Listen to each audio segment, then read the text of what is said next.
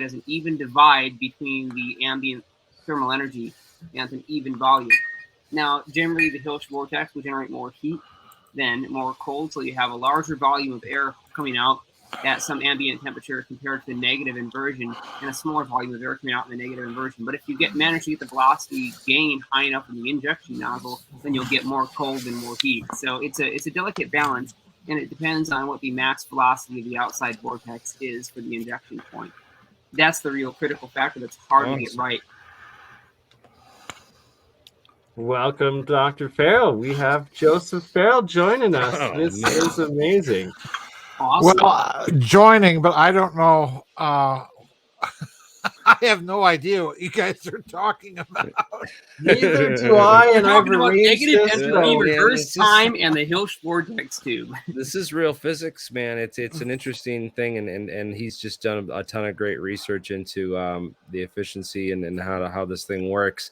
But these vortex tubes are apparently, related to the, a lot of this other technology.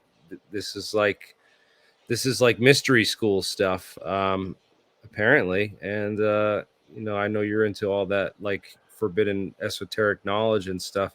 I wonder who, because this was first invented in 1910 or something, this Hills vortex tube, but someone must have known something about this before then. I mean, messing with other technology of this. This is it goes into what was the German in nature? Oh, Schauberger, right? Schauberger, right? Yeah. Schauberger's huge. The Forester. Well. And it's also vortex-based mathematics is another key part of this twister and the 369 and the whole rodent coils and all of it. It's twisters. So right. Twister theory is a lot more legitimate than the vortex-based mathematics or any of that. Yeah. Right. Well, we got twisters and we've got twistors. So it's important. It's like in Star Trek, there are no sensors in Star Trek. There are only sensors. And what do they call? I always found that funny. It's like an inside joke, right? But so you have twistors, and that's a physics concept that has to do with spin dynamic ratio. It's not an actual rotation. It's an amount of rotation per unit distance over a field. So it's actually a dynamic thing. It's like volts per meter versus volts in terms of twister versus twistor. And if we recognize the difference there and we deal with the nuclear spin or the valence shell spin, there are two different factors. It's like ohm versus ohm. Or phasers, there's phasers and Star Trek phasers and physics phasers. Exactly. So, it's torsion physics, yes, Anthony. Yeah, it's torsion. That's a way better description than vortex mathematics. That's right. It's like the V field or the H field is a vector field, but the J curl tensor is actually a torsion field. And it accounts for the spin per unit volume or the rotational angle plus the vector potential. Okay, what is it that we're torsioning here? We're torsioning physical air to transfer kinetic energy via reverse entropy against what Lord Kelvin says, which is that you can't actually reverse entropy. It's a Maxwell's Demon effect that takes place in physical examples of two co-rotating vortices with different velocities, one inside the other. Boy, you guys are relentless. Talk about throwing a guy into the deep end. Yes, this is the without any warning. Come on, Dr. Farrell, join our discussion. Right? It's a key part. It ties into plasma physics as well, though, and the ionization between them, and right. So it's all deep muck, but throw whatever ideas out. That's what it's all about. It's just brainstorming and all right. Discussion. So let me see if I'm getting this correctly here. Having jumped into this discussion midstream, you're saying that you're using twisters or a twister field or a torsion field, if I'm following you correctly, to deal with a plasma in vorticular motion in the Zuppa in Delshau's airships. Am I getting all of this right? Man, you know what, Joseph? You're probably right. in terms of the electrical or electrodynamic energy exchange, I bet you that the Hills vortex actually operates by electron vector momentum in the outer valences. I bet you that it is a negative entropic effect through the electron valence shells, and it probably wouldn't work if you just had protons in there stripped of their electrons. I bet you it wouldn't work. So what are you saying? Right. So what are you saying in terms of? Okay, so the wind hex is the original discussion, and this is a device that breaks down like granite, different rocks, different materials on the ionic level just from the wind spinning. And I'll let Jeremiah explain it better. Okay. So you're saying, wait a minute, you're saying that there, how to put it, that your Zuppa, you're speculating that the Zuppa is an ionized state of granite and maripost, which, as I understand it, is chromium. Is that what you're saying? Mariposite. Yeah. So, but am I understanding correctly that you're saying that they're reducing those substances to an ionized state and somehow twisting them up into a vortex? Am I understanding? You're exactly correct. Absolutely. All right. And so it's both the twister, this wind hex device that Bob Greenier has proposed and shown that he suspects the ancients used to break down at their quarries, and then use that dust as their geopolymer cement to then recast it in the geopolymer. And that it's also the nanoparticles, or like this Ormus monoatomics, that you're breaking down without using electricity or high energies, just through vortexy air in this wind hex device. And that is right now, all I'm interested in the cement or any of that stuff. I'm interested in this idea that they've pulverized this stuff and turned it into a kind of, if I'm following you correctly, a kind of ionized dust plasma, an endothermic plasma. Am I understanding? Yeah, you said it right. You caught on freaking quick. If this is the first time you're hearing about this, holy cow. And that I also suspect and speculate that it's a liquid crystal, because they're saying they're putting it into water, and that when you spin it into that vortex, that can create the plasmid reaction, the cavitation, and the ionization reactions. Don't forget the fact that the Racine turbine is somehow in the process. The turbine's what's spinning, causing the water crystal to be in the twister. And remember, Delschow illustrated that rudimentary proof of concept form of the bell. So could that be the spinning device that would have done the same thing as the hex technology you're talking about? It would cause the torsion. Remember, Delschow showed that they were using a bell. There would be a differential rotation if you're inducing this in a waterborne endothermic plasma, which it sounds like that's what's going on. That's exactly what's going on.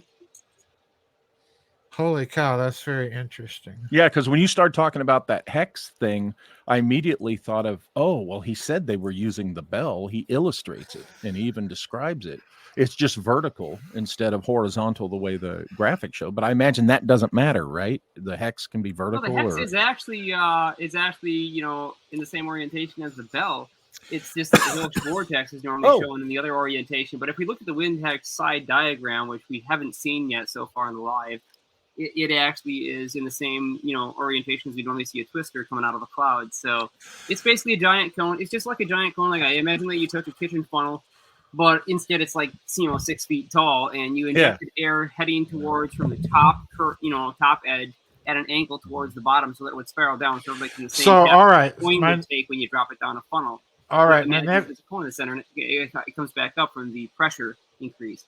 All right, my next question is, what are you've got all of this whipping around in some sort of vortex tube, and I'm looking at it now, but I need to read about And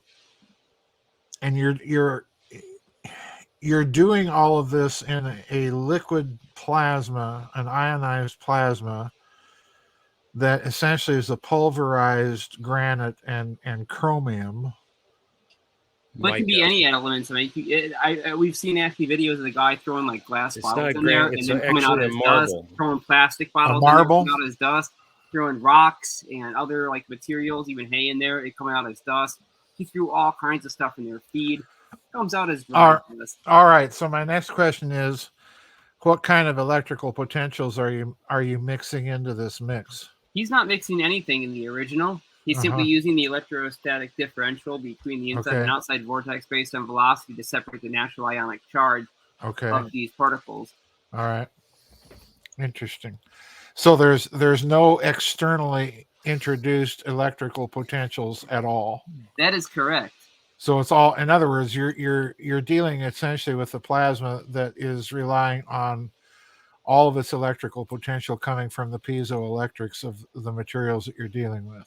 That's right. And it turns out that every single thing seems to have a self-generating natural electric field where under stress, when it's separated, there's always certain amounts of elements in every single material. Like, say you have a grain, you throw a bunch of, grains in there. Say you throw popcorn kernels in there. Well, those popcorn kernels are generally rigid. You wouldn't expect them to fall apart if you just spin them around.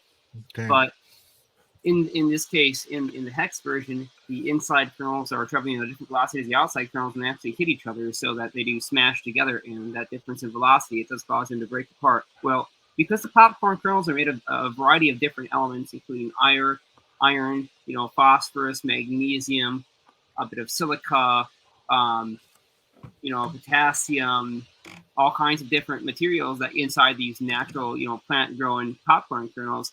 Well, the thing is they have different electric potential equivalents, and if you go on like the electrostatic potential for each of those elements, you'll find that they have different numbers. So when you try to rip them apart molecularly and they're separated, they generate an electric potential based on their velocity that's like a triboelectric effect. And so they naturally ionize. And that difference means a negative entropy for the higher potential particles that are on the inside versus the lower potential particles on the outside. So not only do the electrons actually transit the thermokinetic energy and heat up the outside, but they also transfer their binding energy. And when it reaches low enough, the inside becomes cold, the electrons on the inside fly off. And so the protons are exposed and they sort of smash against each other, hence the transmutation. And you've written all of this up as a possible explanation for. I haven't had to write it up. There's actually tons of videos about 12 hours of videos. Yeah, but it's Bob Greenier's the academic and the main person behind it all. Do you know who Bob Greenier is, head of the Martin Fleischmann Memorial Project out of the UK?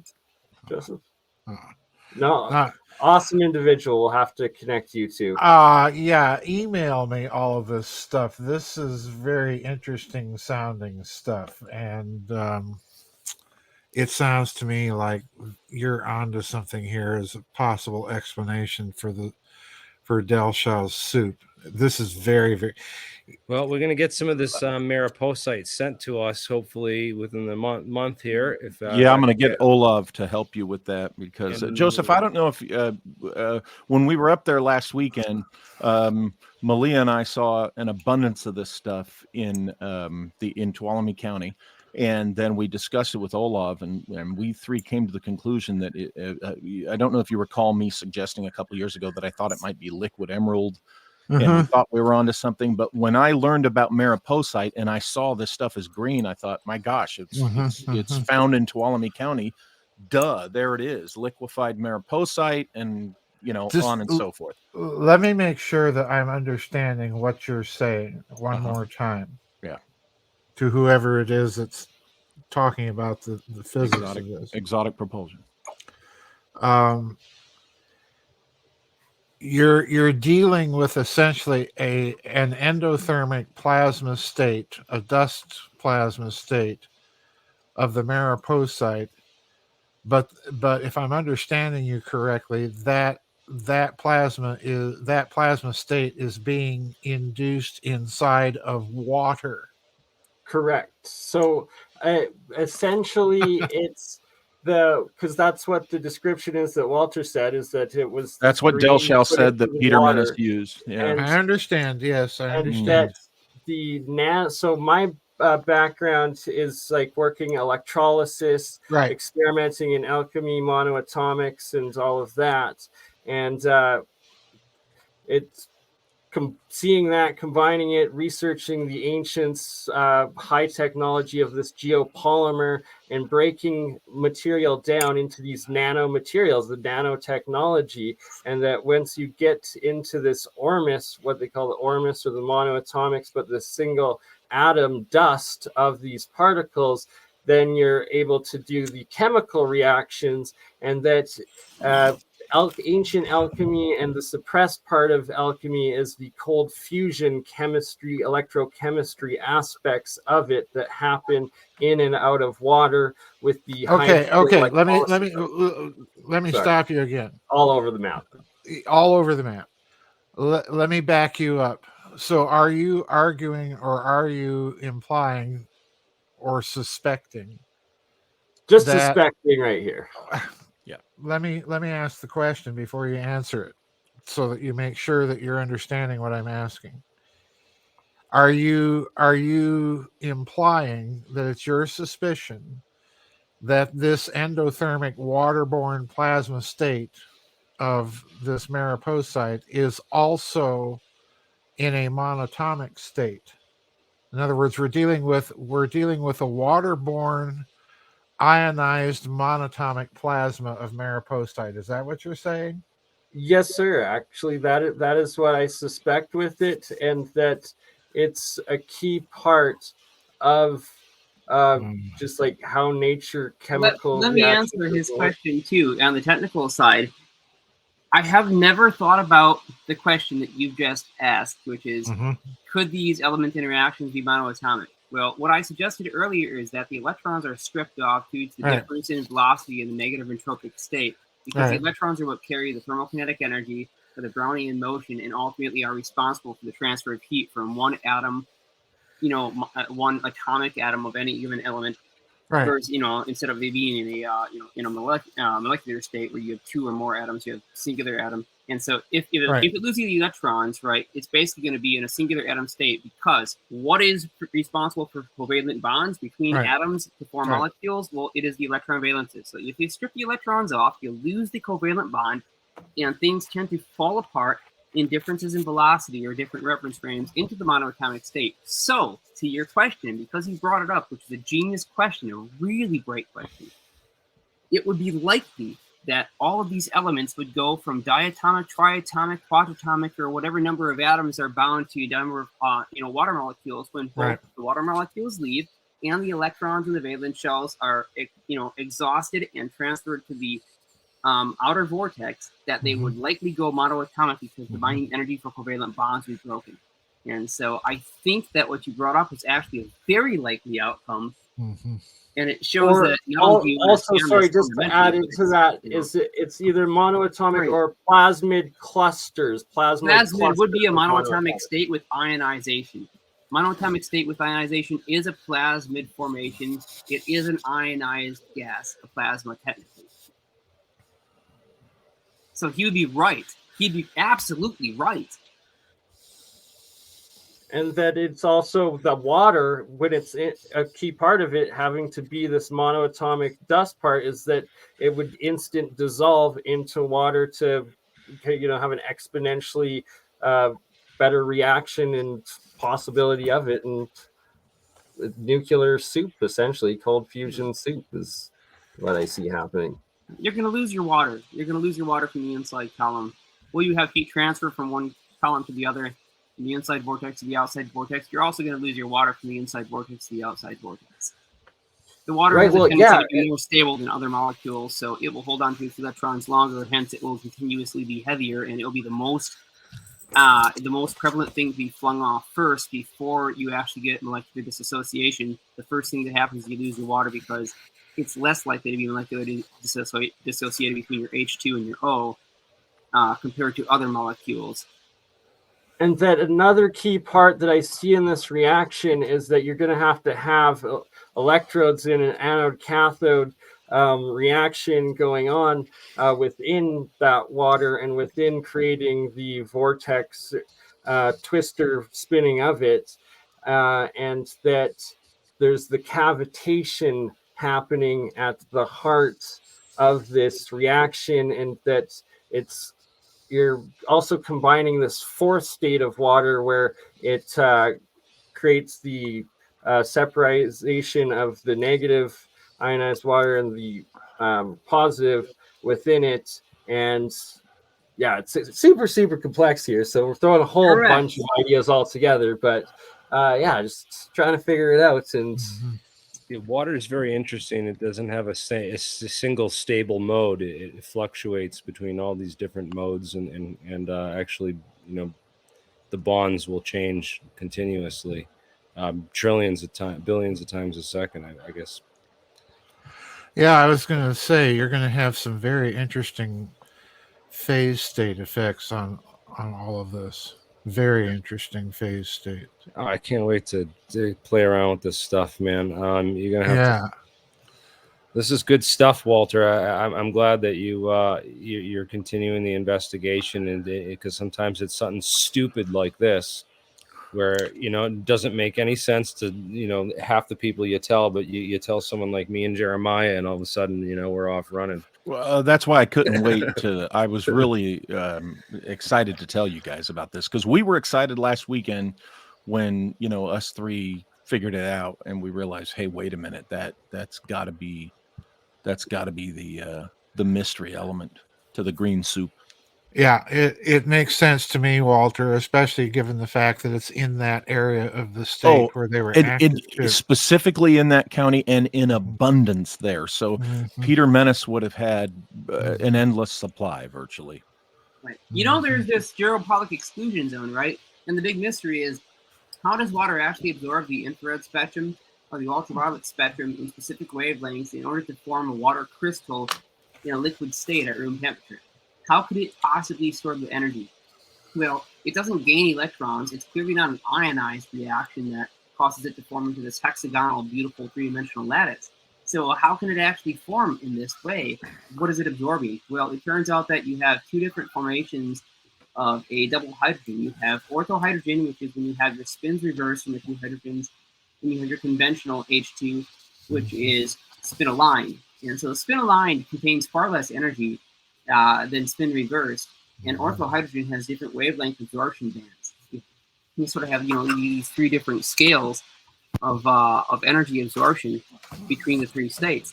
So each band has either 3, 4, or 5 absorptions of photonic wavelength. But let's say that hydrogen H2 in the molecular state instead of the atomic state absorbs these different wave bands. It has to do with spin. And I think that the geopolitics exclusion zone in the water crystalline form that pushes other materials out because it's more stable in a coherent matter lattice is a direct result of hydrogen or H1 molecular flipping for spin polarization to either be counter-aligned or coherently like aligned, and it's in that state where you get the emergence of this extra energy. So when you break apart water that's in the exclusion state, where it has an orthohydrogen association, it not only releases the thermokinetic energy based on the Brownian motion at the velocity of the water of the hydrogen atoms, but it also releases the extra orthohydrogen energy, which produces a rapid acceleration. And this higher velocity causes a negative entropy. So I do think that it has to do with the orthohydrogen, especially in water, for the dissociation transmutation mechanism that causes the negative entropic state.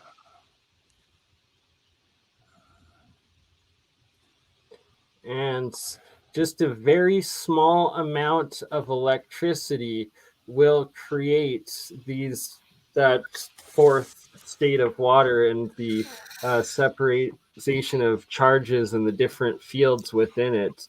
We'll have to do a full separate episode in the future together. Well, all of us, but especially Joseph, as I've been following your work and research for a couple of decades, and then my own decade of experimentation with the electrolysis, the monoatomics, this fourth state of water, and just to show you a lot of the different results of some of my experiments. It's just fascinating, the self-organization that happens in these plasmids and the different reactions with the states of matter.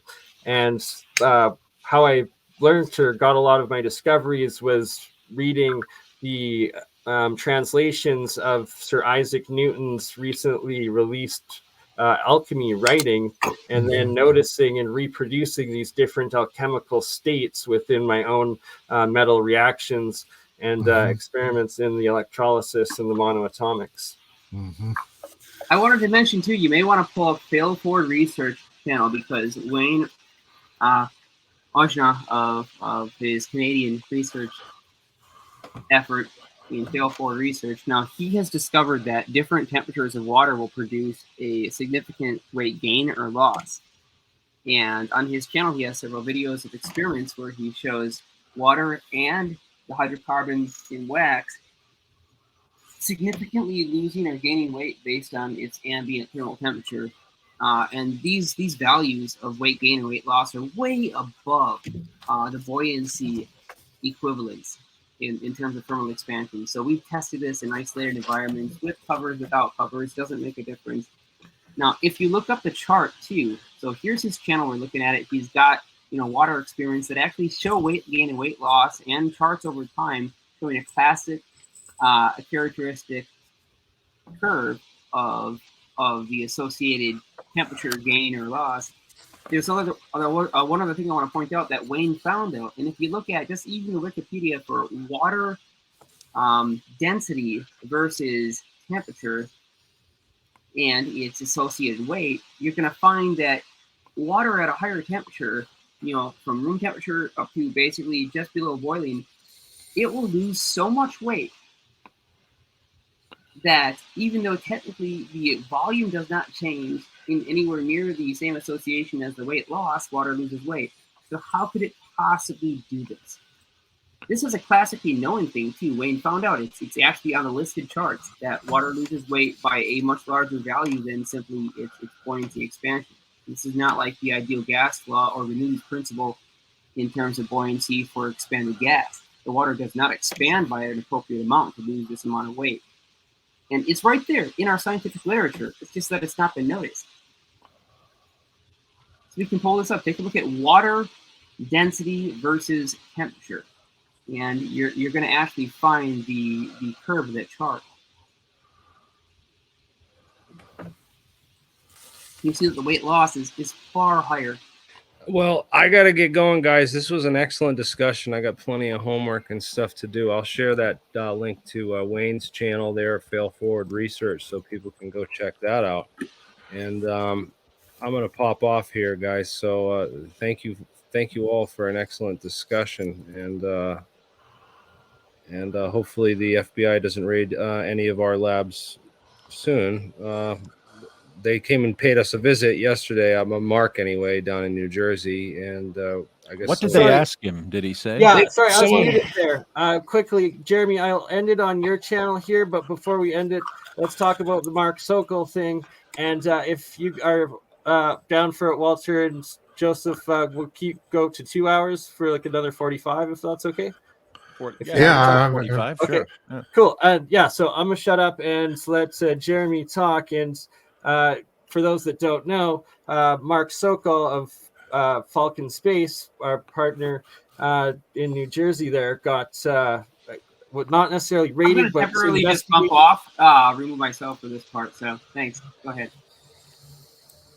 Yeah. So yeah, I don't know that someone called and said they had uranium at the lab improperly stored, so they were investigating that apparently. But I don't know if that was just an excuse or who knows. But yeah, they came and just asked a bunch of questions, but they didn't send a guy who was an expert in those kinds of investigations. The guy they sent he had some background in money laundering investigations and financial fraud. So it's like, all right, I don't know. That's up to Mark, and he's got to have to talk to them. I don't think he's doing anything, unless he's keeping wrong books, or maybe they're worried about he's also Israeli and went into Israel like a month ago. Yeah, can we play the anti-Semitic card? Is the FBI being anti-Semitic against Mark? It might be. I don't know. He is. That puts off a red light for me, because maybe there was simply some type of counterintelligence angle to it, because there's a war going on over there right now, and if he was just there a month ago. So I don't know, man. We're gonna have to find out. They didn't have a warrant or anything, so they're gonna try to get more information on Monday. I guess they're coming back, and they want to talk more about UAP and learn more about what we're doing and what we know. So I don't know. I told him everything's open source, so you just go watch our Ask YouTube them if channel. We can live stream it. Keep it open source. Yeah, that's what I want to do. That would be great. We could just live stream the interview with the FBI. That'd be awesome. Maybe we'll do that. I'll see. I'll let you know. Tune in on Monday, and we'll see if we got that, guys. And I'll see you guys on Twitter. Okay, thank you. Much love, Jeremy. I'll end it here on your channel. We'll keep going for a bit more discussion. Awesome. Thanks, guys. Keep up the great work, and work on getting me those samples so that we'll see what we can. I will contact Olav ASAP on that. Definitely. I'll do a follow-up email once we're done here. Much love, Jeremy. Thanks for joining. Bring Jeremiah back in, and we're good. Nothing to worry about. Now back to the straight science. And Joseph, now that I have you here, a couple of topics that I'd love to discuss with you. One, the series that you did with, oh my goodness, Northern, it was called The Alchemy of Free Energy with Al, his channel. Forum Borealis? Forum Borealis, there we go, yes. Wow, that's been quite some time ago.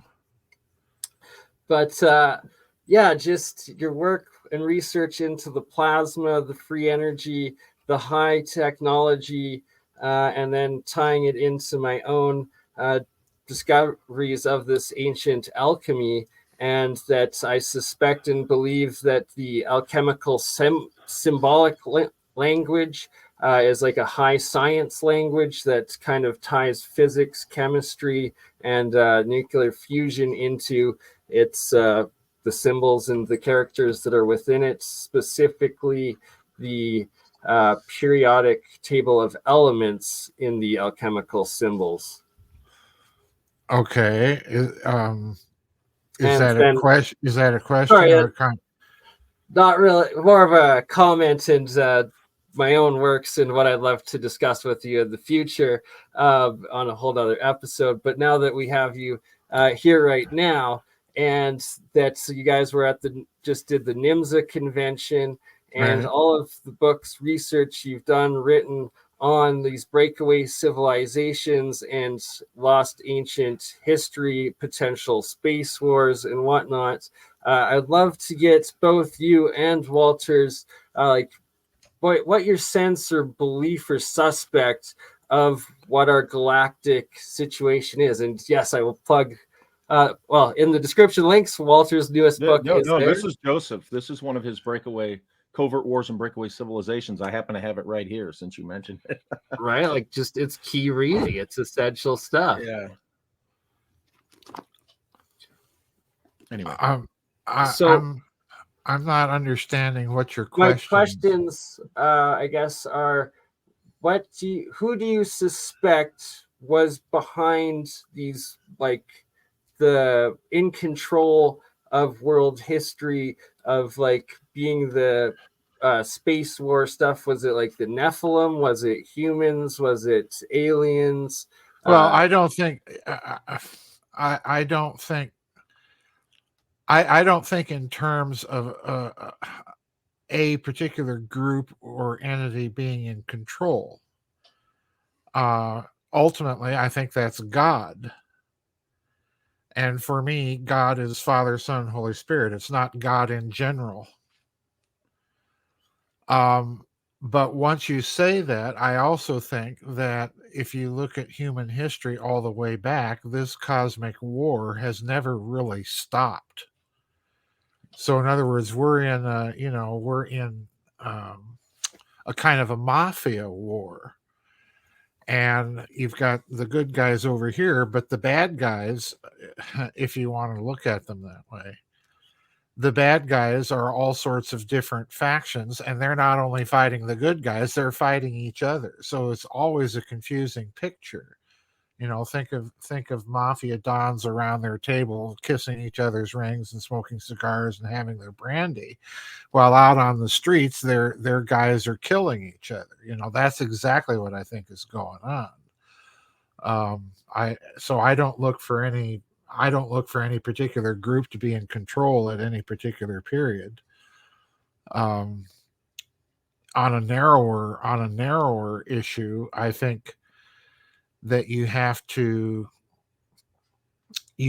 conclude that there is some off-world group of intelligences and life forms, some of them humanoid in physiology. They look like us, walk like us, and quack like us, and may even have a similar genetic makeup. But I also think that you have a definite possibility. In fact, I just published a new book. You have a definite possibility of other kinds of life forms that are very, very strange, very, very old, and very, very intelligent.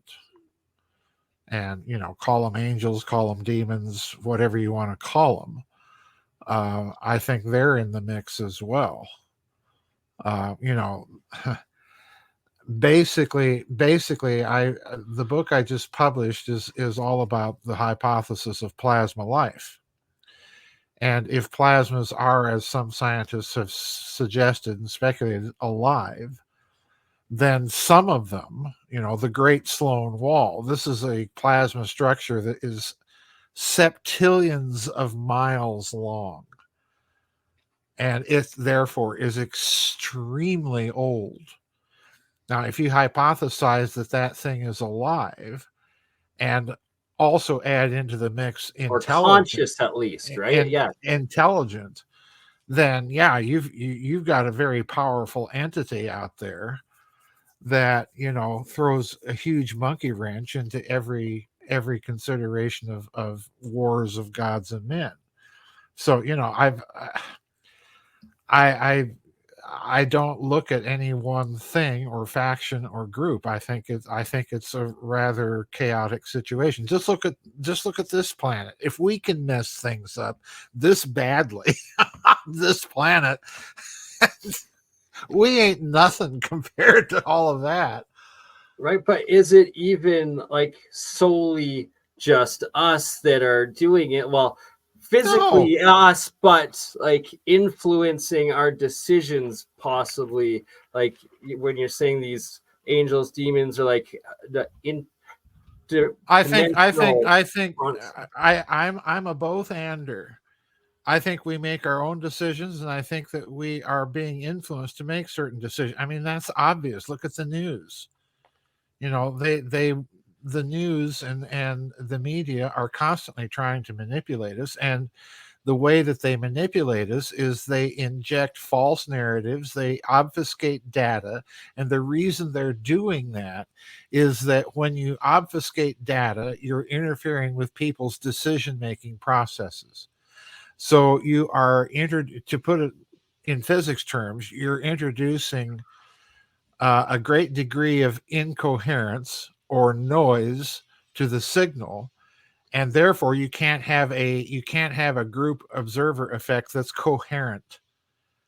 That's a very good way of describing it. That's exactly what's going on. Polarization that they have, right? They also, that's the next how they utilize that mass incoherence, right, with the two fields of polarized opposite binary thinking is going to be the death of the West.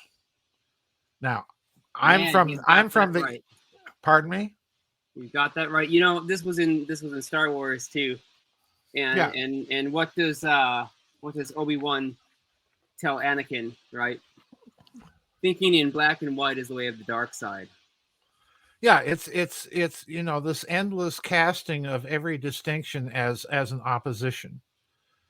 The way that the West thinks, the way that we tend to phrase our understanding of free choice is always the ability to choose good and evil. Well, no, that's not what free choice is at all.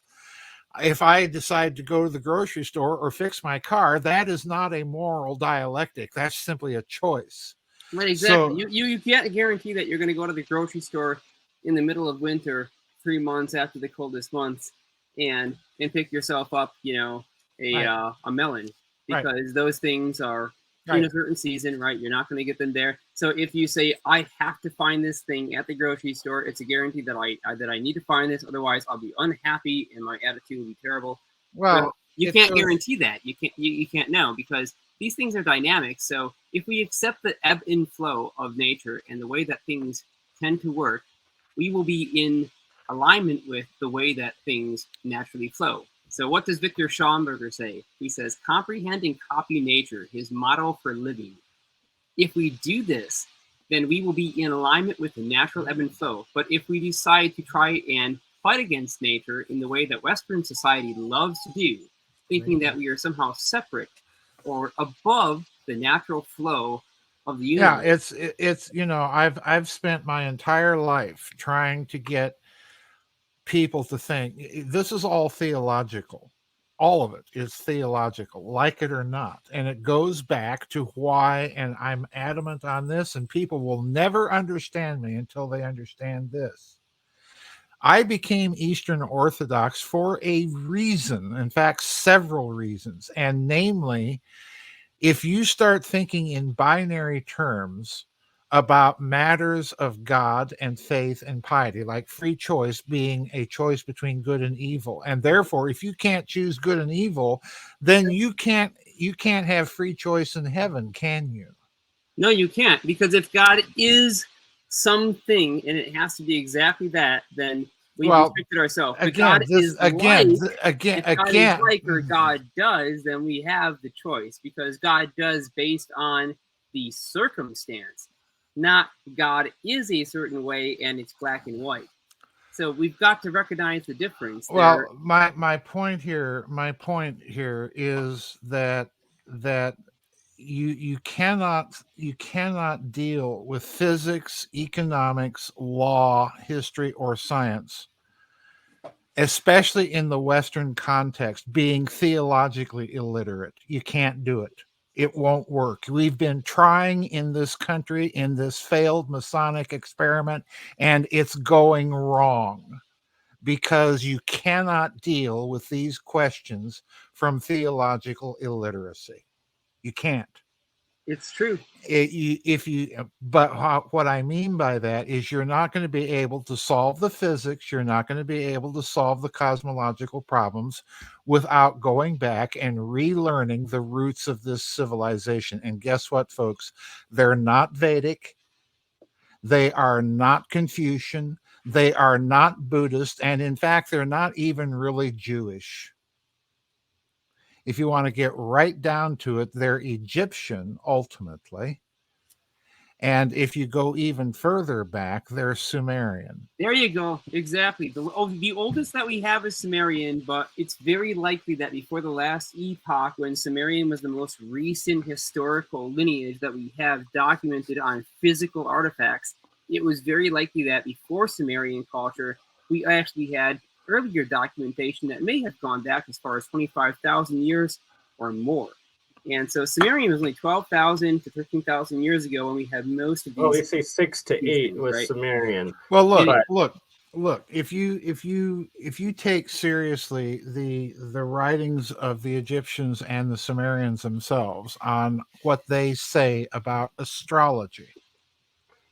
Yes, sorry. Before you go further, Dr. Farrell, I just in what you're about to say, in the frame of context, do you believe in like the king's list of like demigods, or do you believe more in like this Atlantis and it was like human, or a mixture of both? I've said several times that the problem with chronology is that if you attempt to put things into rigid boxes, it's not going to work. The chronology, like every other record, has been scrambled. Now, that said, I think when you compare, to answer your question before I can finish what I was talking about, to answer the question, the Sumerian Kings List and the Egyptian Kings List are similar in one major respect, in that they both have 3 layers of government or cosmology, if you will, active on this planet. The gods, the demigods, and humans. All right, those are the 3 layers. The individual chronology of each layer on each of those 2 kings lists is different. And if you throw the Vedic chronology into that mix, it gets even more complicated because you're dealing with, yet again, another cosmology and another system of keeping time. But in every case, we are dealing with old, ancient civilizations. And there are as many commonalities like that general arrangement of the King's List. Now, that said, going back to what I was going to say, Egyptian and Sumerian lists, when they talk about astrology, are both saying the same thing, that the astrological tables were comprised and compiled over tens of thousands of years of observation.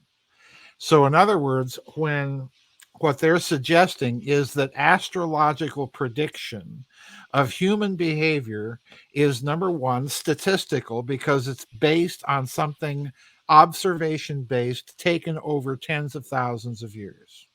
That's statistical. That's scientific.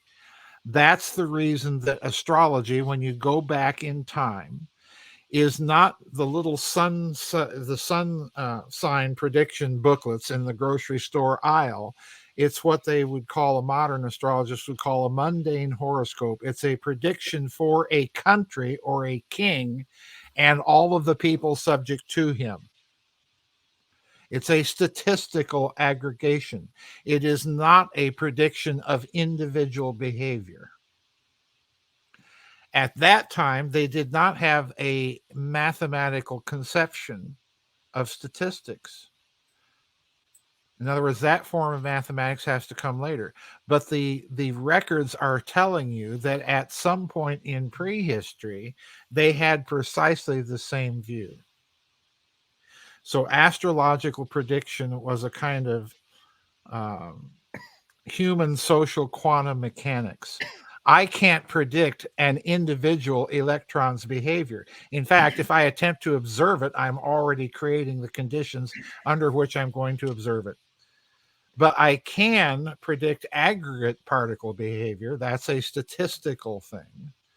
So yeah, astrology is saying basically that there are human effects of these physical systems, and we've been taking careful observation over all of this time.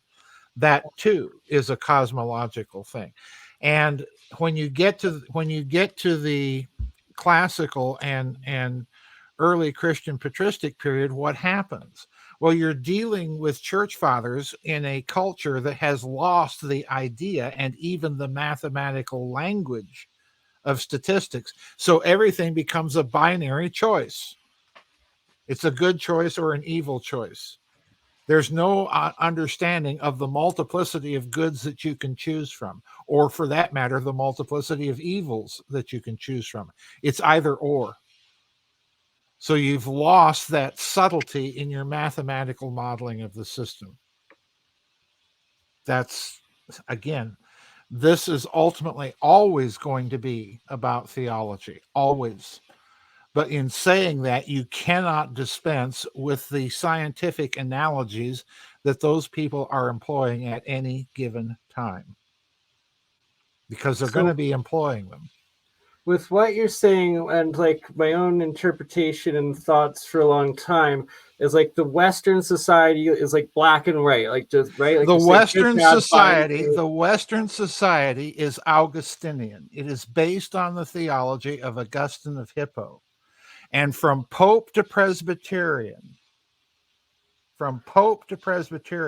oh my God, all of you people in the West have a lot more in common with each other than you do with the Christian East. This is why you think that you're at war with Russia.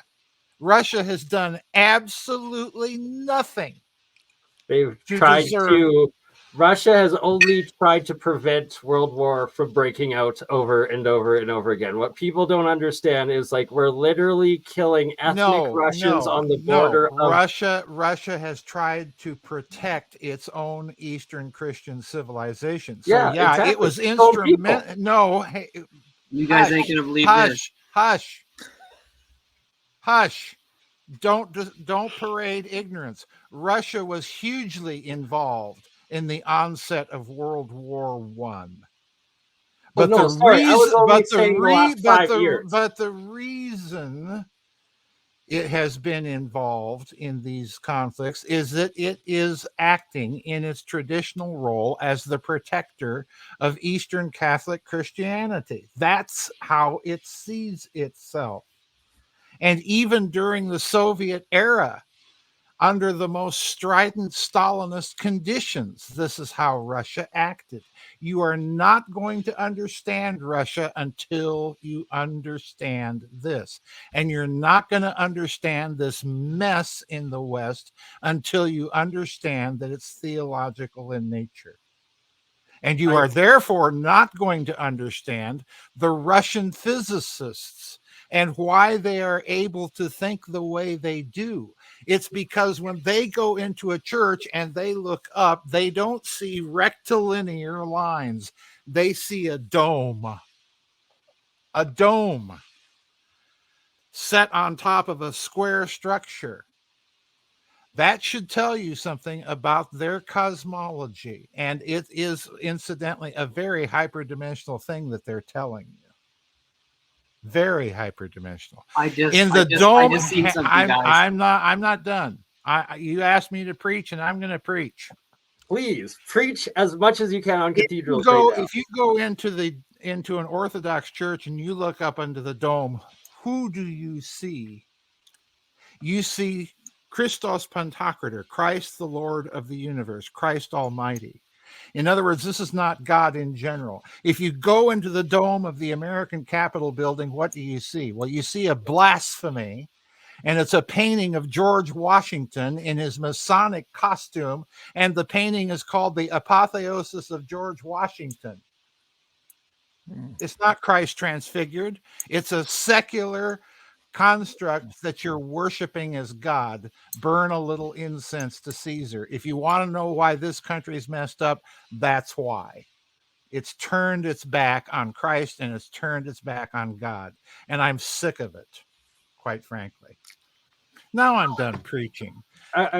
I'm telling you, agree with everything you're saying, and I have to add in that the biggest risk and the turning point of the world that we're at right now, and the Israeli-Palestine conflict, what's happening in the geopolitical sphere is that not only are the Russians now the Christian defenders and whatnot, it's that they're potentially, and it looks like possibly taking on the entire Islamic faith and defenders in God as well, right? So it's like they're taking Eastern Christianity and Islam. No. Don't parade ignorance. Don't assume that you know what you're talking about. You don't. Listen. The American evangelical, the dispensationalists in this country that are all up in arms about the poor Israelis, they have absolutely nothing to do with Christianity. This idea of rebuilt temples and blessing those who bless thee and cursing those who curse thee being applicable to Israel is nonsense. And the reason it's nonsense is because when Christ said on the cross that it is finished, it is finished. And those blessings and cursings apply to him and therefore to his church. They have nothing to do with the nation state of Israel or its conflicts with Islam or the great God in general, the grand architect of the universe. Nothing to do with any of that. Nothing. So to bring that up, actually, I would like to get your thoughts on... American foreign policy is based on the fact that you've got a bunch of religious kooks running it. And I would call them the evangelical dispensationalist Christians. I have nothing in common with them. And by the way, neither does historic Catholic Christianity. So if you want to end the mess, get people like Brent Scowcroft, former American senator from Oklahoma, Jim Inhofe, and all of these so-called Bible-believing dispensationalists out of the mix, and then maybe you'll make some progress. So long as you have them and the Zionists and this Israeli lobby or Palestinian lobby, you're never going to get anywhere. You're never going to get anywhere. Okay. Question. With all of that, and have you read there's a portion or a segment in Morals and Dogma by Albert Pike where he says World War I will be to get rid of the monarchy. Albert Pike. I've read Morals and Dogma. I've got a copy. No, I'm not a Mason. I have no desire to be one, but I have a copy of Morals and Dogma. And nowhere in Morals and Dogma does Albert Pike say that. That is an allegation that he wrote a letter to Giuseppe Mazzini. And in that letter, he supposedly said, yes, there are going to be 3 world wars. And the last one is going to be to get rid of Christianity, Judaism, and Islam so that we can bring in a Luciferian order. And supposedly that letter was deposited in the British Library. Okay. The problem is no one has a record of that letter, and it may have been a complete fake out by a French guy by the name of Léo Taxil in the 19th century. And I have a suspicion about him as well. So yeah, I've heard the rumor. I think there may be something to it. I think there is a Masonic connection, but Albert Pike never said it. That's what I'm saying. I fully agree with you with the letter part. I know about that. Do you have your copy of Morals and Dogma on you by chance? Because I was a Mason for a year, and I went into their library and I got the Morals and Dogma out, and it was like the first page. It says, if you're reading this and not initiated in, this is instantly punishable by death. And then in the 3rd chapter, I don't know the page. I have it saved in my notes from like 10 years ago. But I swear to God, I read in it him writing this all out in the actual book that was. Well, look, my copy of Morals and Dogma is published in 1932. As far as I know, the work undergoes revision from edition to edition. Now, I don't know how extensive those editions are. I'm not a Masonic scholar. You'd have to ask a Mason. But I do know that in attempting to track that claim down, I have never been able to run into any verification that Albert Pike anywhere said anything like that. Do I think it is something that has a good provenance of coming from some sort of Masonic lodge or plot or cabal? Yeah, I do. But did Pike originate it? No, I don't think he did. Now, why he got tagged with it, I don't know. He was Albert Pike, when you read about him, he was into all sorts of very strange, very peculiar, and most of us here in this chat room would probably say immoral behavior. But no, I don't think he originated it. Who did? I have no idea. Fair enough. And the only reason I brought it up is because I swear on my life, I read it in a book, like in the lodge that I never made it past the 1st degree. And then I left after 1 year, got into arrears and didn't pay my next year's dues. But that what stuck with me is what I read was the part that said that World War III would be 100 years later, and that they would use to put against the use the Muslims against the Jews and the Christians specifically to create a World War III to usher in their one world Luciferian government. I have no doubt. In fact, as this country sinks into bedlam and chaos and a morass of Commie-crat party policy, I have no doubt that my life is increasingly in danger in this country, simply because I'm Eastern Orthodox, and for no other reason than that. I genuinely believe that.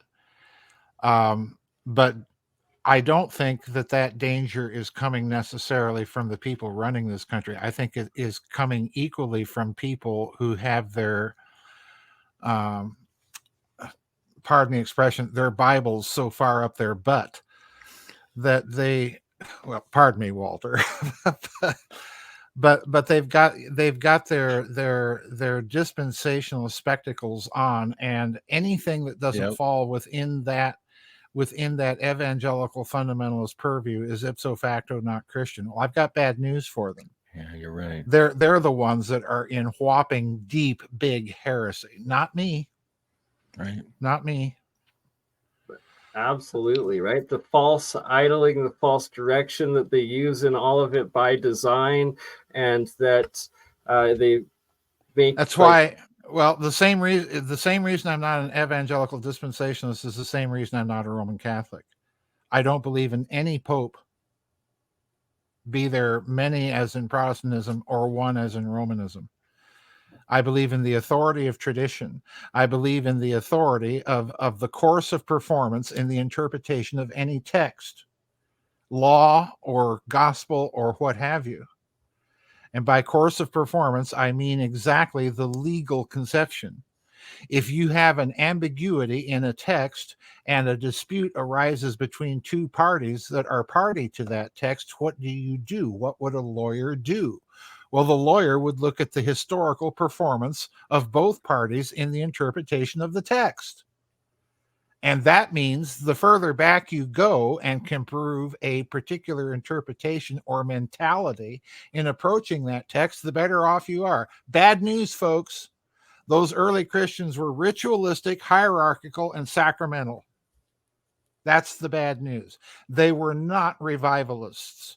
They were not accept Jesus as your personal Lord and Savior and then bang, you're automatically going to heaven. That was not their Christianity. And if you doubt me, go read the epistles of St. Ignatius, personal disciple of the Apostle St. John, and read those texts. You'll be blown away, because there it is, right in those texts. Hierarchy, sacraments, mass, the whole 9 yards. No pope. And how much of it comes from taking in the former cultures, like the Romans, the Greeks, the what they call the pagan influence, or the mystic religions and stuff, into that the tradition of the both I guess Christian, Orthodox, Catholic, as well as Islamic. Do you know what the word Catholic means? Under no, actually no. Do tell. Well, first of all, the word Catholic is Greek. It's not Latin. And it's a word that comes from two other words, kath and oliki.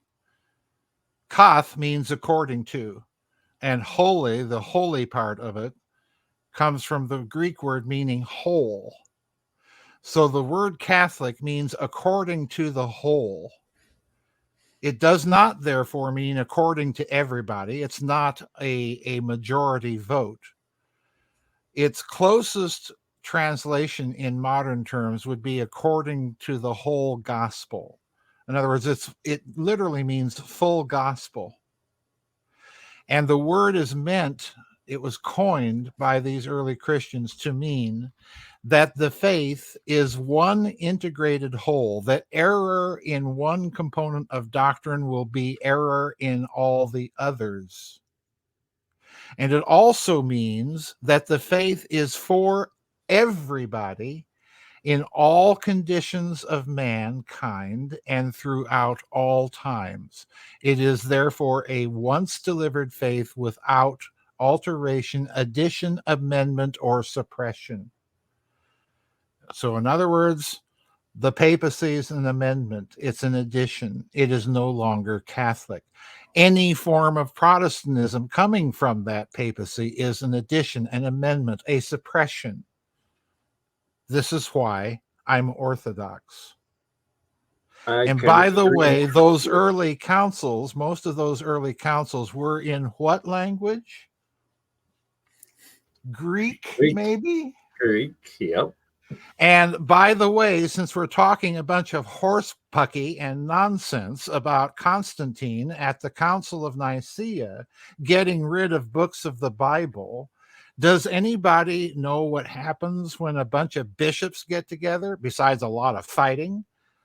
They decide what they're going to edit out and what they're going to No. They take minutes. Those councils have minutes, folks. When was the last time you heard anybody talking about Constantine and all those evil bishops throwing books out of the Bible that cites the minutes of the council and the discussions they were having? Course of performance, folks. You can make up truckloads of nonsense and drive truckloads of nonsense through the American psyche, claiming things that were never true. If you've gathered the idea that Joseph P. Farrell has had it with American theological illiteracy, I have. It's non-existent. They've, like you said, it's black and white. It's two-dimension. They've taken the spirit, the soul, the metaphysical, the God, the eternal, out of the equation, right? The YOLO. It's just black and white. By the way, again, it's not taking God out of the equation. You're talking about the spirit. God. It's spirit. You're talking grand abstractions. I'm going to say a quotation from St. Gregory the theologian. When I say God, I mean Father, Son, and Holy Spirit. I mean something particular with a tradition and a history. I don't mean philosophy. I do not mean the grand architect of the frickin' universe. I do not mean the divine feminine. I do not mean the divine masculine. I don't mean the great androgyne in the sky above. Follow? Right. Well, because so again, I'm trying to. You're trying. You're trying. Well, hold on. The only language you can speak is the language of the glittering generality, because you do not have and have no inclination and had none up to now to go and dig in the primary sources to back up anything that you're saying. That's where you're speaking of me or in general, because I'm actually Russian and Eastern Orthodox to lineage to begin with, and then I would strongly recommend getting reacquainted with it before this world blows up in your face. So guys, okay, may I? Fair enough. I'm gonna accept all of your criticism and take it church fight as building. Yeah, right? I love it. Somebody in the chat like, I'm also going to church fight of it. And I'm more than willing to fight church. I'm so sick and tired of the galloping, somersaulting nonsense that goes on in this country. I've had it. Well, I'm not holding back anymore, folks. I'm serving notice here and now. If you say something nutty, I don't care who you are, I'm going for it. Well, because like if there's anything like you're stating, like no changes, the original stuff, like the 10 commandments of God essentially should be like the basis of most morals, or like the holiest morals that you should live by, essentially, right? So it's like these are God's 10 commandments. Who said that? Like, I'm just like this is theology just in general. There were the great God and morality in general. For me, the standard of morality and the standard of piety is the life of Christ. The standard of morality is not this Old Testament stuff. In addition to that, you've got a couple of other commandments from the New Testament, which apparently you've ignored completely in your dissertation. Well, okay, I'm just trying to tie in. I know you're just trying to tie in, but you're doing so from a position of absolute ignorance. Who was Christ in the ancient space war? Like all of your writings. Who was Christ in the ancient space war? Like that's what I'm trying to put together here. Like what other Christ is there other than the one of the Gospels? But that's what I'm trying to add here, because like you're saying that there's this outside influence, that there's these potential demigods. Can you shut up long enough for me to reply? 100%. Okay. I'll mute myself. Okay. In the Gospel of St. John, are you familiar with that? Have you read it recently? I have not. You might want to try. You might before you start. Okay, shut up. Before you start talking about Christ, you might want to read the primary sources. They're called the Gospels. Go crack the Bible. Okay. Now, are you familiar with the Gospel of St. John, where Christ says, "Before Abraham was, I am"? That's the literal statement that he makes. Before Abraham was, I am. Oh yeah, that's a head scratcher. You got to think about that one. And you better really think about it rather than just popping off with the mouth and offering some harebrained, stupid hypothesis. That is an absolute statement, and it implies something very profound about Christ, and it implies something very profound about the incarnation, and it implies something very profound about that guy walking around in the Garden of Eden way back when. It implies something profound about all of that. Please share. Yeah. And I'm gonna throw out a term that's a non-theological term to stimulate your theological thinking in the right direction. It's called retrocausation. And it's coming right out of the New Testament. And it's coming from a doctrine called the incarnation that has been classically formulated by a bunch of bishops and councils. Where do you think I'm getting all of this? What do you think is underlying every book I've written? Every single book I've written is based on a theological understanding, and I didn't get that from reading chick tracts or going to Sunday school. Experience in life and your own sovereign experience. What does that mean? That you have your own connection to God as opposed to that's bullshit. I rejected that right out of the womb. I wanted to know why my church was screwing up, so I decided to go and read John Wesley. I wanted to know why the Roman Catholic Church was screwing up, so I decided to start reading theology rather than talking about my own sovereign experience. I wanted to find out about what other people thought and what the course, there comes again, what the course of performance was. The history. What is going to connect me to then what people? Do you make of the Dark Pope and the Jesuit order that is the military wing and secret society of what are you talking about? Well, the Dark Pope. Okay, is this something else we read about on the internet? The Jesuit order okay, what is the Jesuit order? Who started it? Under what conditions? What Pope approved it? Who was the cardinal that sponsored it into existence? And might he have an interesting history?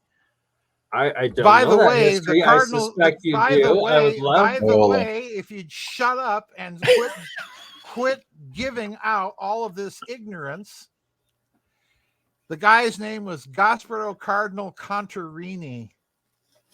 Mm-hmm. He was a Venetian cardinal. Interestingly enough, as he's sponsoring the Jesuit order to the papacy for papal approval, he's also conducting correspondence with Martin Luther. Okay. So in other words, quit thinking you know something because you heard something on the internet. I don't know anything. That's why I'm asking you all of this, Joseph. Go out and do the research. Like you can't. That's why I'm asking you this. Like, I'm telling you, go out and do the research. You're still asking questions based on things that you've heard about, and you haven't done the research. And by research, I mean don't go on the internet. I mean go search the primary sources. Read Martin Luther, read the popes, read all of these people. Go to the primary sources. Quit talking about Plato without having read Plato. Quit talking about Aristotle without having read Aristotle. Quit talking about religion without having read the primary sources. Fair enough. And I have not read them, so let's change the topic and get back to the physics and the science and all of that. And yes, I'm sorry for triggering you, and I feel it's all right. It's all right. Like I say, BurnEye, I'm just done with the theological ignorance in this country. I'm done. I'm over it. I'm turning old and curmudgeonly, and I'm tired of being nice and friendly about all of this. BurnEye, keep this in mind. I have learned a lot of important things from Joseph, and the conversations have the same tone. It's all an educational kind of wake up thing. All. I love it all. Like, I'm enjoying it all.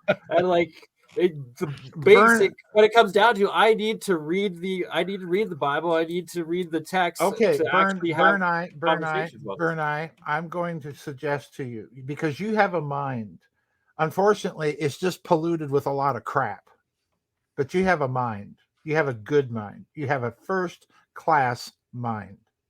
Thank you. So if you want to learn about this theology stuff and how it impacts everything, get a hold of my 4 books on theology, God, history, and dialectic. And you're going to learn something, particularly about this wonderfully failed Masonic experiment of a country. And you'll notice I'm bashing Masons. Apologies to Walter. I haven't been active since '93. I know. I'm just so fed up with this God in general, grand architect of the universe crap. I'm just fed up with it.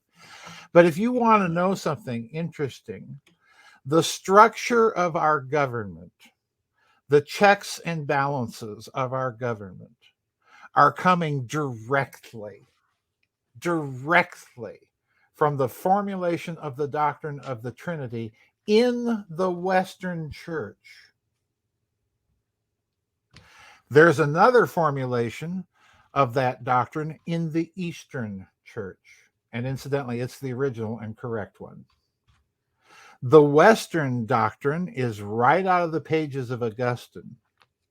And when you see that doctrine boldly squatting right in the middle of the American Constitution, you'll understand why the country is a mess. Being the anti-federalist that I am, I've always taken the position that the Philadelphia Constitutional Convention was a coup d'etat of a bunch of oligarchs wanting to monetize the debt, which, by the way, they did. So, all of this theology has immense importance. Immense. You don't understand, and this is for everybody listening, you don't understand my books, and you don't understand where I'm coming from if you don't understand that.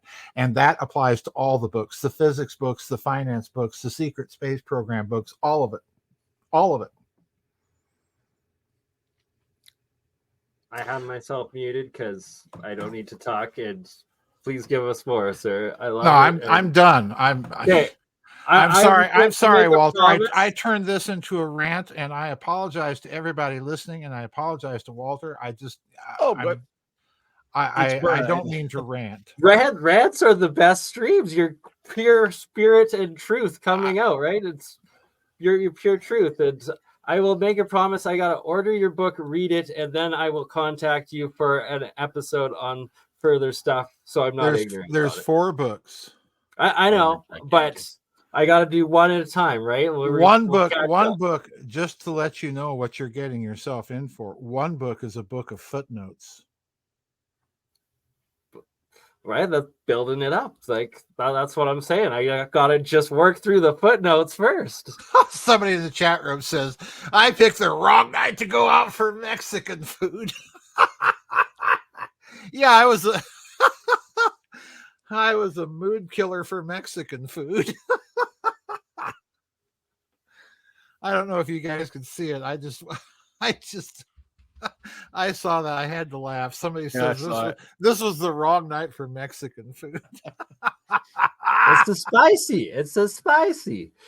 I think Farrell's rant is over, folks. All right, so to most recent work, you guys did the NIMSA conference out there, and Walter, behind you, you have one of the sketches and drawings of is it Dalshao or Dalshao? Yeah, and now this is one of the ones that look at that. What does that? Now that's a cutaway. So imagine it not cut away. What does that look like to you? That looks like the flying saucer from the Forbidden Planet movie. It looks like a classic flying saucer with a bell on top. Oh my word, you're right. Yeah, and that was drawn by Charles Dalshao sometime between 1890 and 1923. Holy cow, I never noticed that. That's why this man is not just an outsider artist. I suspect the white, the red, and the blue. The red and the blue are like electromagnet fields, like alternating things, and the white is like a neutral or something like that. Isn't that interesting? Because we had an attendee at the conference, Michael Dark, who was in here earlier, and he asked the same thing. If the stripage wasn't that they painted them festively, was if the stripage on all the things is trying to give a message of what's going on with the electromagnetics. So now you're someone who comes from a scientific. Both of you, are saying that that makes sense to you. So, well, somebody pointed out during that conference, Walter, that those lines and so on may have been field lines. I forget who it was. That was Michael Dark. I think that's a good maybe point. Matt. Yeah. Indeed. Now, now we have Jeremiah's posting something really interesting. Here we go. I'm going to tell you exactly how this works, and this is a physics concept. This physics concept exists now in the modern day architecture and in the equations, and this physics concept has to do with the relativistic frame dragging and the phase from relative frames of resonance. So in the center, we're looking at the blue dot. The blue dot is an electron, and we're going to go ahead. Let me grab my pencil. Let's see. Actually, where is my pencil? Give me a second. Let me find Excuse me, folks. I have to answer a call of nature. I'll be right back. Here we go. Worries. Maybe I should wait for him to answer his call. Call of nature. He's running to the bathroom. I do suspect and believe. And so what got me originally suspecting on what Walter has behind him here and the field lines, the white, the red, and the blue, is in my electrolysis reactions, my alchemy experiments, that especially with copper coils, that I would have both red and blue mono, or I guess it's like di or triatomic, but like these little nano materials, oxide, so it'd be copper oxide and hydroxide, that would coat the coils on, or this, like on the rotation, the circle. On one half it would turn like blue oxidized, on the other half it would turn red hydroxide, and it's like the electromagnetic field half turns to this blue chemical reaction, half turns to this red chemical reaction, and that there's like a white decay in between the two. And then tying it into how the alchemists were talking about these colored states of metals, and that they're these transmutational states of metal, and that sorry, there's so much all at once to include into that, what I'm trying to say, but that they're the metamaterials, that now we're seeing this red state metal is like this high superconductive or high energy state potentially they're coming out with, that there's the superconducting cold states and the nanotechnology, the lattice structure, nano layering, and all of this for their superconductors and whatnot. It seems like there was a very super high advanced ancient alchemy science that they got it, they understood it, and it came from most likely a demigod or roots creator civilization that we barely understand or has been suppressed, that's in mystery schools. Not entirely sure. I do suspect and think that the Sonora Aero Club was the beneficiary, the recipient, what have you, the heir of some type of very old knowledge. Now, tracing the origin of that knowledge, one could say, well, it wouldn't be a shock to learn that some advanced technological civilization came to this world and this was theirs that they left behind. Or let's not assume that humanity is unable to come up with things and understand things and develop things on their own. Whatever your inclination is, I do think that Peter Menace, for example, of the Sonora Aero Club, had learned something that yes, had been passed down from a long time ago. A lost technology, because the cycles of civilizations coming and going, and the various dark ages. Right. Yeah. So it doesn't have to all be like necessarily alien or anything like that. God. And that's what I wonder. And I have to bring this up. The pre-cataclysm, the Younger Dryas event, the story of Atlantis pre-12,000 years ago, but that we also recognize the megafauna of the Younger Dryas, and that there were these giant beavers, giant mammoths, giant pretty much everything you can think of, whether it was mammal, reptile, insect, everything. There was much gianter. So why weren't, or could there have been giant humans at that time too? Well, that's an interesting speculation, because I don't know if you're aware of it, BurnEye. I don't know if you've seen those Sumerian cylinder seals, where you'll see a big guy sitting down, and then you'll see these very small little humanoid creatures bringing, gifts or whatever. And the way the academics explain this is that the big guy on the chair or on the throne is the Megal, the Megalal or something. I forget what their Lugal is the big man, which is their word for king. So the academics are saying, oh, this is just their way of portraying the king. But the actual word is big man. So in other words, why, I think the cylinder seal is telling you that, why not big humans or humanoid people, and, they're little people. I think that's absolute possibility. Right. And the texts talk about giants all the time anyway. Yeah. Right, because I want to tie it into, and my ignorance because I haven't read it, but the Old Testament, and they said there were giants in those days, and that giants we were created from God. So it's like, were we like, did giants genetically make us smaller and out of some primate or hominid or something? And like, was most people think it's the other way around. Most people think that the giants that are referred to in the Old Testament, the most famous example is Og, the king of Bashan. And if you look at the measurements given in the Old Testament for his bed, the guy would have been about 9 feet tall. So in other words, he was very, very tall, a giant.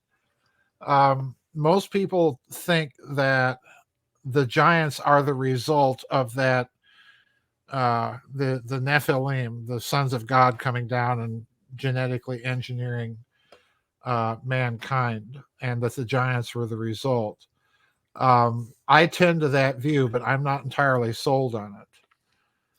But it may have been the other way around. Maybe humanity originated on another planet and with a much higher gravity, and we were taller, But the other problem here is we're not really able to look at the genetic environmental factors of what's going on.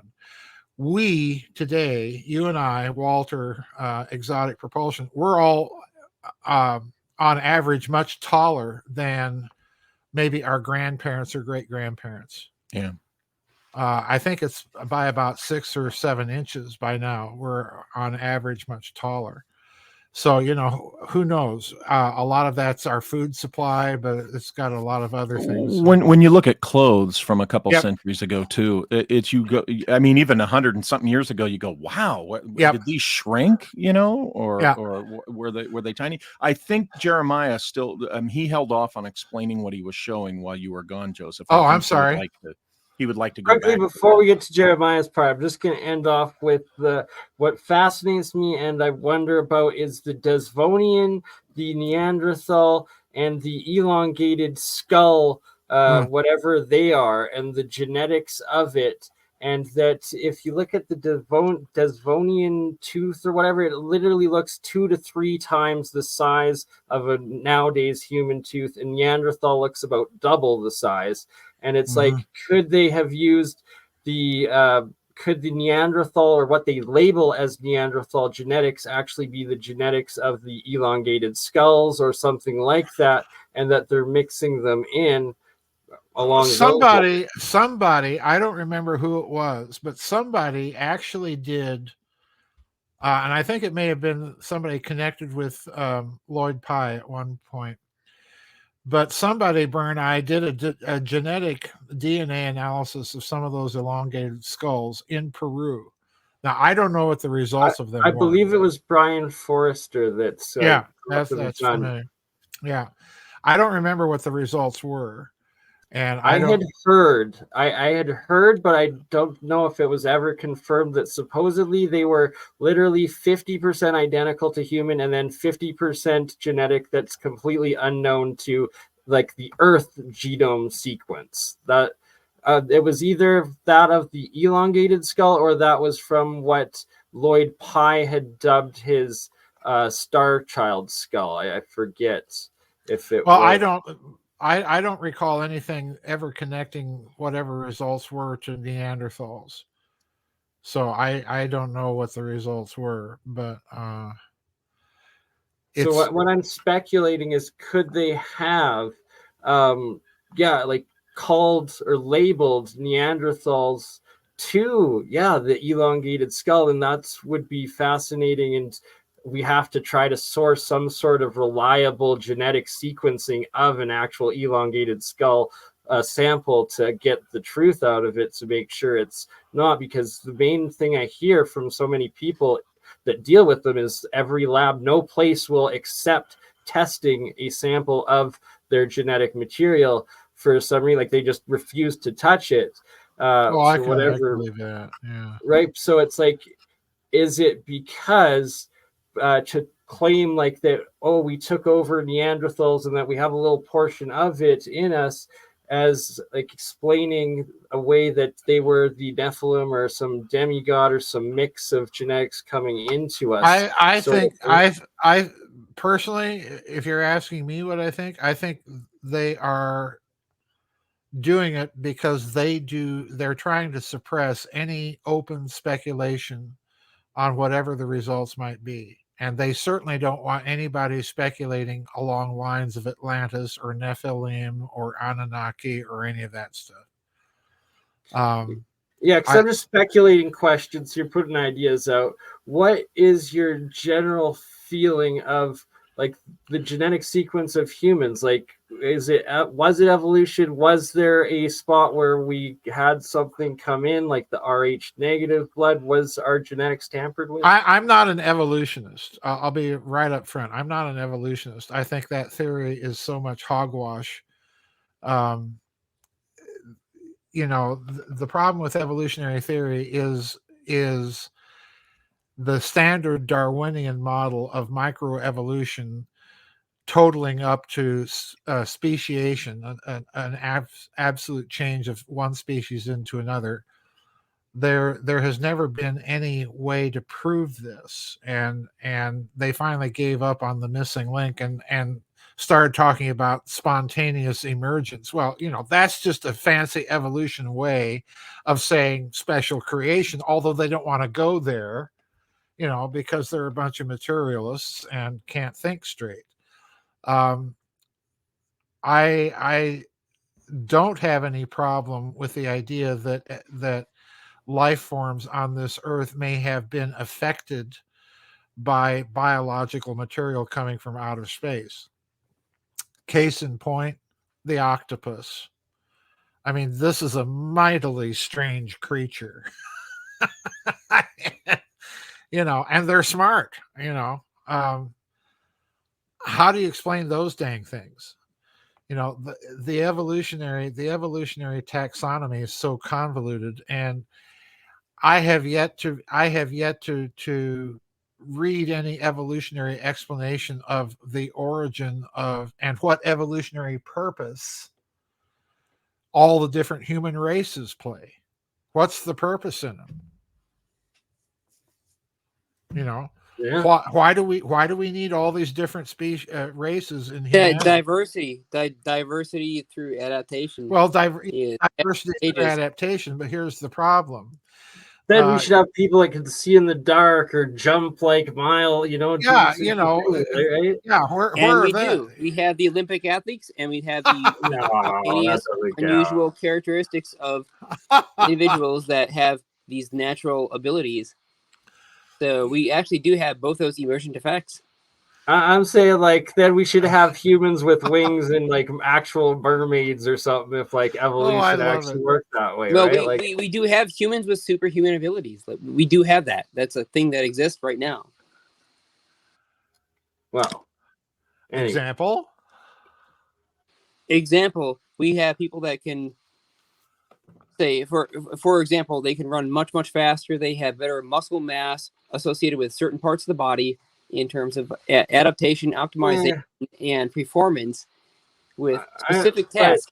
So they're born epigenetic. I'm going to go that's more with intelligent design sort of thing, as opposed to I want to take the conversation more back to this conscious plasma. I love the Gnostic wordsmiths. They answer a straightforward question with all of this wonderful jumble of language and never really answer. I was just asking for a simple, example. Show me someone that can see in the dark well, like a dog. With all the eyes. Yeah, superhuman. You're right. You'd think to qualify like that, it would be a human that has evolved hawk eyes that can see 10x or 100x, or has a dog or a bear nose, or that evolves the bat radar sonar sort of thing. That if evolution truly was that way, as opposed to evolution I don't think is an explanatory mechanism. That's my problem with it. It pretends to be, but if you really examine it, it's not an explanatory mechanism. Evolution itself is just a word for change. Well, you can't explain change by saying, well, things change. That's a tautology. So my problem with evolution has always been that you're disguising what you're describing as the explanation of what you're describing. It's tautological to me. Anyway. So from your philosophy and whatnot, and the correct way, the whole encompassing way, is that you have to have creation or the God, the conscious design within your understanding of the physics of the operation of it, and that this plasma, you wrote a book on how plasma could be live, could be conscious and whatnot. Mm-hmm. That plasma is a fourth dimension that essentially is consciousness. Is it showing plasma or consciousness and life in plasma state, or the fourth state, the higher state, essentially, as opposed to solid down? No. I didn't even understand that question. Do I think that plasma may be a higher hyperdimensional life form? Yes, because if you understand plasmas to be an electromagnetic phenomenon, which most of them are, then to describe the phenomenon, you must perforce use imaginary numbers. Once you say that, you are already in the hyperdimensional sphere. Okay.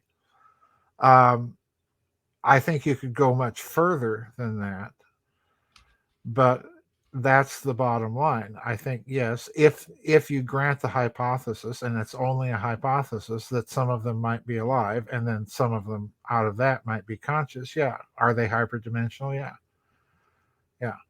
I don't see how you can have a structure like the Great Sloan Wall, which is this gigantic plasma filament structure, septillions of miles long. Well, under general relativity, how does that kind of structure even cohere? For that matter, how does the structure of the Milky Way cohere? If there can be no information transfer faster than the velocity of light, how come we have a structure called the Milky Way galaxy that's 430,000 light years across? Now, I know they'll come up with all sorts of fancy. I want to point out now why you're right. So you can't have this structure without a faster than velocity of light transfer of signal fidelity. I mean, gravity is acting and moving faster than light. It would have to be. Gravity would have to be faster than light. It would have to be instantaneous from one corner of, or one side of the Milky Way to the other side of the Milky Way for it to be cohering altogether on itself. It has to be faster than the speed of light, essentially. It does. You're absolutely, and that's exactly his point. That's exactly your point. It does. It has to be faster than light in order to have the same signature of motion that we observe from external galaxies and from our own, in order to provide the same exact dynamics, the same exact rotation velocity. It has to be a faster than velocity c. Hence why we have this issue with galaxies that seem to be rotating faster. And this is where you get your errors from dark matter and dark energy, right?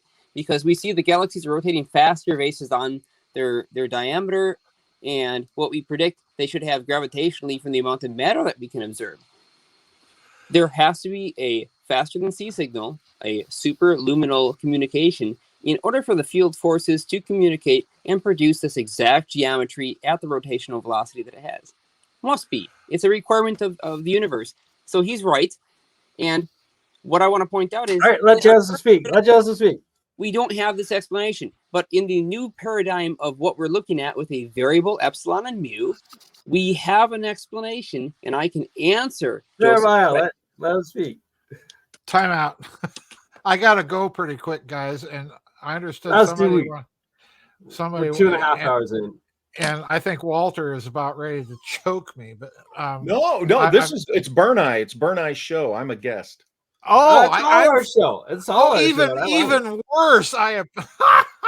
Even better. No, it's an honor, Joseph. You gave me such a compliment by saying I have a first-rate brain for you to say that to me. You know, and well, it's true. If you would just not fill it with so much bubblegum internet crap.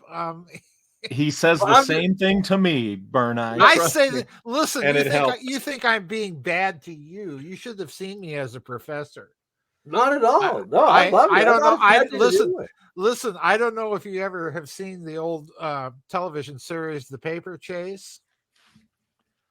Professor Kingsfield, that was me. This is a dime. Call your mother. Tell her you'll be coming home early. Tell her that you will never make a lawyer. Yeah. You come in here with a skull full of mush, and you will leave thinking like lawyers. My mentor used the same. How many times he called me dumbass when he was teaching me the most important thing. Yep. Well, listen, I actually would cite lines of The Paper Chase when I was a professor, particularly during exam time. I cited Kingsfield's little speech to his students when he was handing out an exam. And he said, "To those of you who have studied, I can assure you that this little examination will be a worthy battleground upon which to test your mettle." And to those of you who haven't studied, I can assure you that this little examination will expose your weaknesses like the honed blade of a surgeon's scalpel. Oh, yes. How many students like just gave up right there after that speech? Listen, I literally would begin virtually every class that I ever taught. I would literally begin the initial lecture with the intention of scaring the riffraff out of my class because I don't want them. So Absolutely. yeah, I would always have about 4 or 5 students that would head right to the registrar and drop this guy faster than. But I guarantee your graduates that like were the ones that put the energy in, you were then able to mentor and were the best, right? Like at the end of a couple of courses, I had some standing ovations. So yeah, absolutely. You want the people that are serious. And I'll tell you something, without exception, the dumbest students in my classes, the absolute cinder blocks for brains. And I'm not exaggerating, Walter. The absolute worst students, the stupidest students, were education majors. I believe that. Because you have to indoctrinate. That's your job. It's just it was just unbelievable. I've told you the story about the exam that I gave in modern European history. The first question was, list 5 significant provisions of the Treaty of Versailles. Okay. VERSAILLES. Versailles. Okay.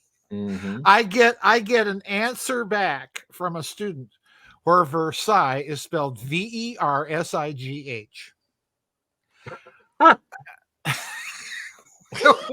When I had even spelled it correctly in the question.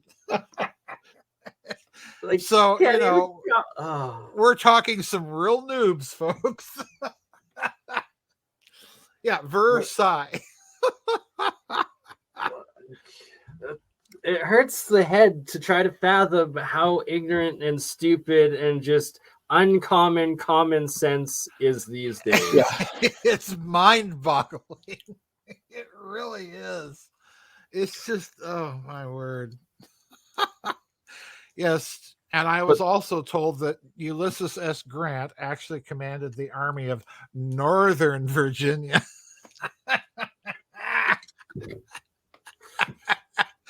Tell that to Robert E. Lee, he'll be surprised. Yeah, I know. Oh, I do miss being a professor. I miss giving those exams. They begged me. I've got to tell this story. Then I've got to go. I've got to tell this story. My students begged me one year to please give them a multiple choice exam. And so I finally relented. I gave them a multiple choice exam. It was one question with 26 different A through Z, 26 different multiple choices, all varying just slightly in the wording of the answer to each one. And none of them were correct. Careful what you wish for. Careful what you wish for. Yeah, only one student had the guts to come up to me and tell me, Dr. Farrell, I couldn't answer this because none of the answers were right. I said, you get the A. But all you need is the one. And that's right. This was one epic one, and I appreciate all of your time and connecting with other intelligent minds that get it and want to get humanity further. And thank you for having me on, and my apologies for ranting. It's just like I say, it was epic. Folks, I'm getting old, and the more theological illiteracy and ignorance in this country, I'm losing my patience. I can't hold back anymore. If I hear Constantine taking books out of the Bible at the Council of Nicaea as part of an evil plot one more time, I'm going to lose it. Anyway. Well, we want to keep you sane, and thank you for being here. And you can intellectually assault. It wasn't abuse. It wasn't assault. It was out of care because you care about getting it out there. And I will do more research before the next one. Make sure I've read the book that I talked about when they're asking you a question about it. Yes, there will be an exam. As there should be at the end of everyone. It will be written essay. Yes. Free education. That's the best part, and where you actually learn instead of indoctrination.